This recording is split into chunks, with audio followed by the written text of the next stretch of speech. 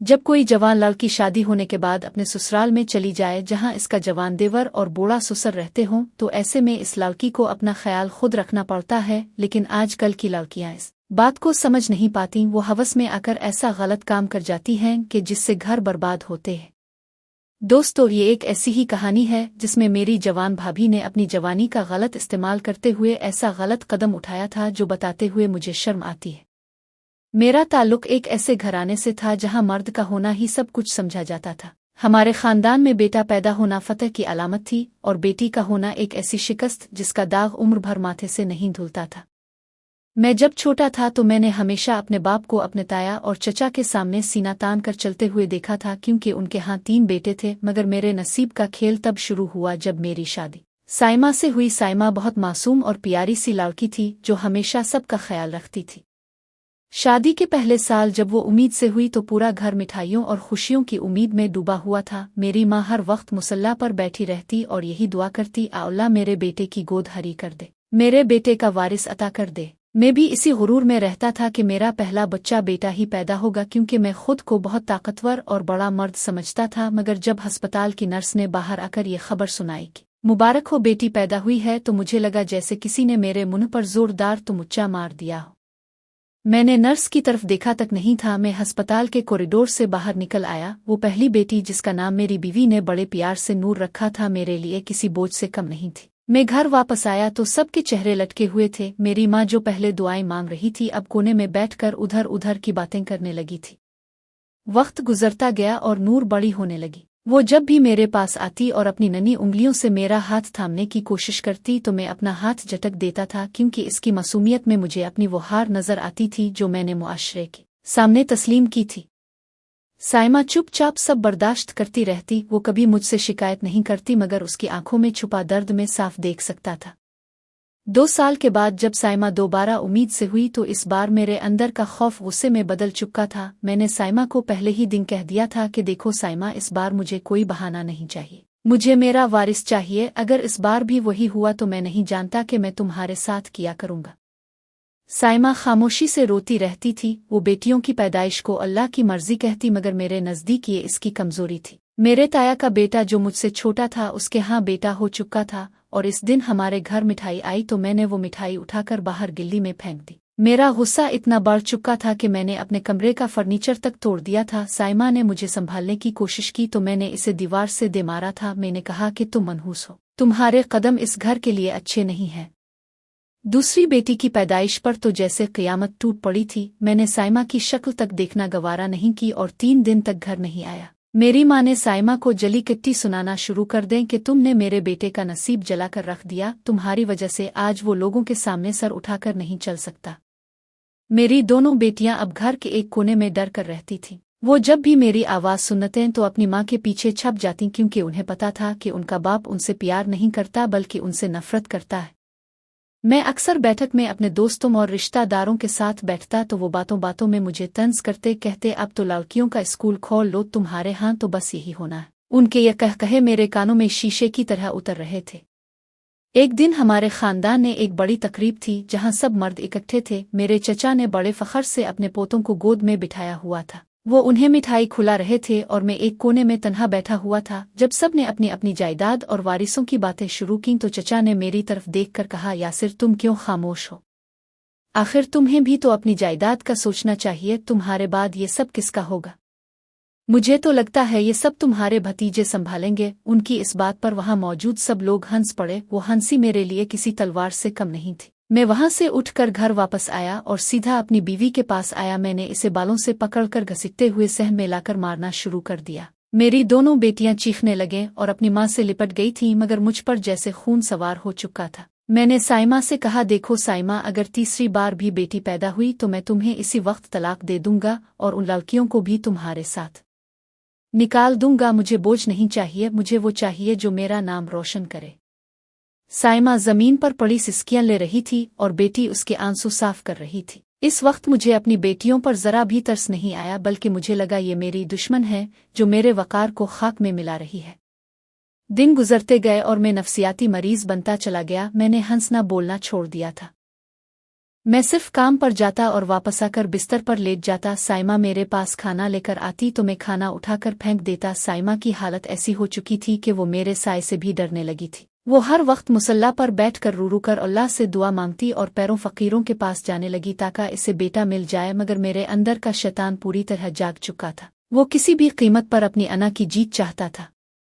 1 साल का अरसा मजीद गुजर गया। फिर वो दिन आया जब साइमा ने मुझे बताया कि वो तीसरी बार उम्मीद से है। ये सुनकर मुझे खुशी नहीं हुई बल्कि एक ऐसा खौफ महसूस हुआ जो मैं पहले कभी नहीं जानता था। मैंने साइमा की आंखों में देखा और खामोशी से कहा, साइमा याद रखना, ये तुम्हारा आखिरी मौका है। अगर इस बार भी तुम नाकाम हुई तो तुम अपनी मौत की जिम्मेदार खुद होगी। साइमा ने कुछ भी नहीं कहा, वो बस खामोशी के साथ किचन में चली गई। मैंने देखा कि इसके हाथ कांप रहे थे।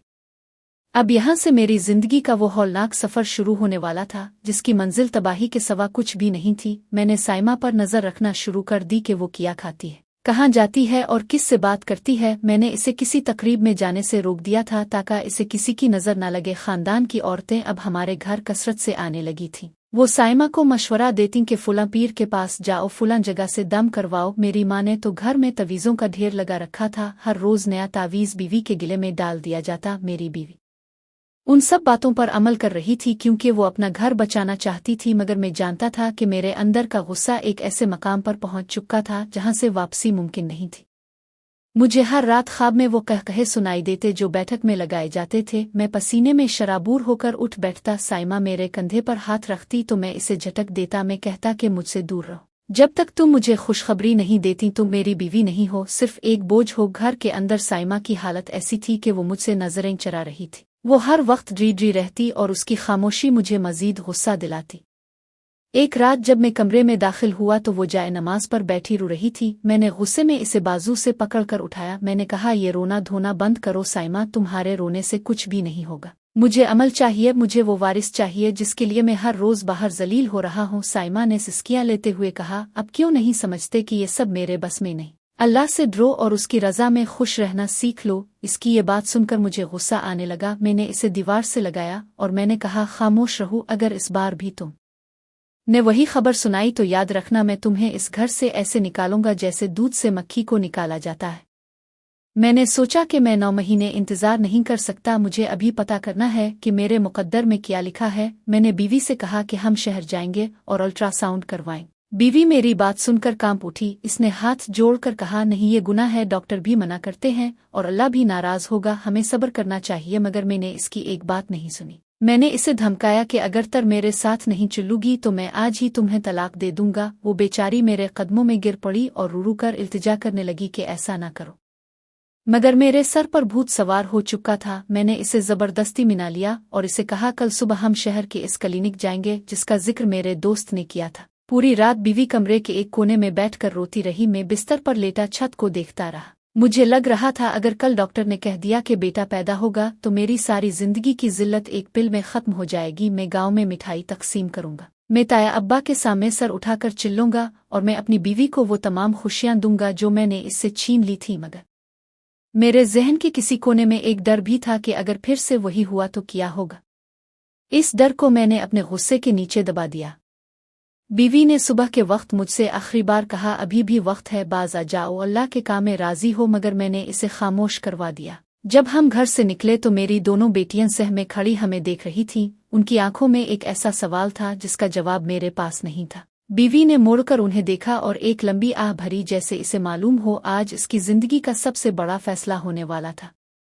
हम दोनों शहर रवाना हुए। रास्ते भर हम दोनों ने कोई बात नहीं की। क्लिनिक के पास पहुंचकर मेरी बीवी की तबीयत अचानक खराब होने लगी थी। इसे उल्टियां आने लगे, इसका रंग पीला होने लगा। मैंने इसे एक जगह बिठाया, इसे पानी पिलाया, मगर मेरे लहजे में कोई हमदर्दी नहीं थी। मैंने इसे कहा, ड्रामा बंद करो और जल्दी चुल्लू, हमें देर हो रही है। बीवी ने बेबसी से मेरी तरफ देखा और खामोशी के साथ मेरे पीछे चलने लगी। मैंने फौरन क्लिनिक का दरवाज़ा खोला और क्लिनिक के अंदर दाखिल हुआ। मैंने बीवी को बैठने का कहा, अब बस थोड़ी देर के बाद हमारी बारी आने वाली थी। मेरा वो सच मेरे सामने आने वाला था जिसके लिए मैंने अपनी बीवी और बच्चों की खुशियां दांव पर लगा दी थी।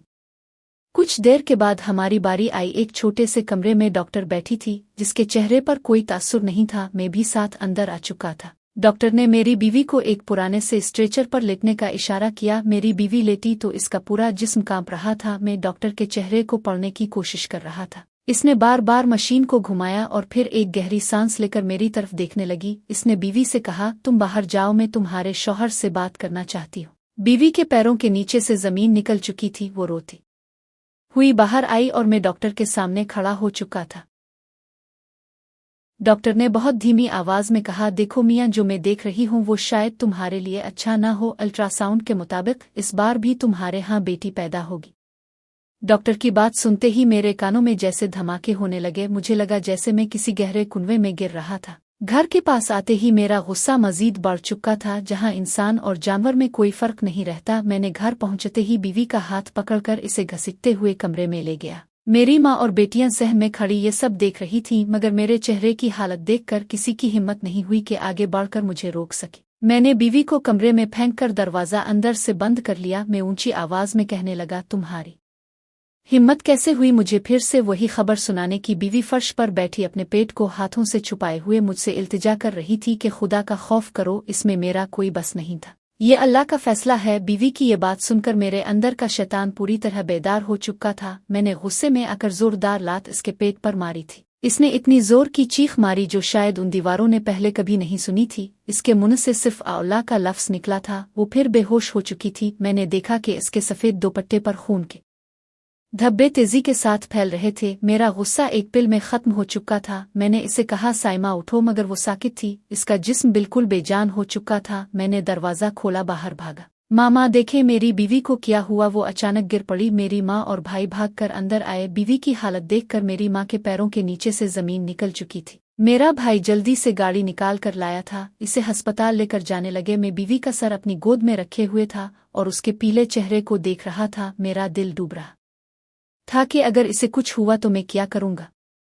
अस्पताल पहुंचते ही इसे स्ट्रेचर पर डाला और डॉक्टर की एक टीम इसे इमरजेंसी में ले गई। मैं बाहर खड़ा कांप रहा था। नर्सें इधर उधर भाग रही थीं। थोड़ी देर के बाद डॉक्टर बाहर आए। हमें उनका इमरजेंसी में ऑपरेशन करना होगा, वरना हम किसी को बचा नहीं पाएंगे। मैं वहां बेंच पर बैठ चुका था। मेरा सर चकरा रहा था। मेरे कानों में साइमा की वो आखिरी चीख गूंज रही थी। ऑपरेशन थिएटर के बाहर वो सतता था। मेरे लिए किसी जहन्नम से कम नहीं था। मैंने सोचा कि मैंने ये क्या कर दिया। सिर्फ एक अना की खातिर मैंने इस औरत की जिंदगी दाव पर लगा दी जो मेरी मासूम बेटियों की माँ थी। मैंने सोचा अगर इस बेटी की वजह से मेरी बीवी मर गई तो मैं अपने ज़मीर को क्या जवाब दूंगा। मुझे इस वक्त बेटे की तमन्ना बिल्कुल नहीं थी। मुझे बस ये डर था कि मैं एक कातिल ना बन जाऊं।